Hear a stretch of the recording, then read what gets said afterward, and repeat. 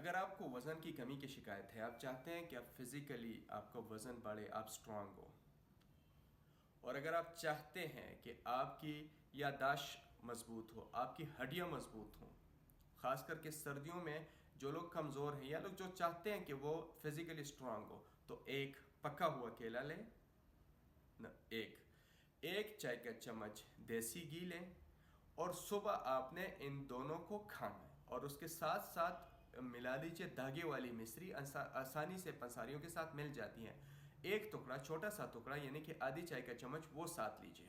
इसको फजर के टाइम आपने खाना है, और उसके 10 मिनट बाद नीम गर्म दूध आपने पीना है। दूध इसके साथ नहीं पीना, याद रखिएगा, दूध इसके बाद पीना है।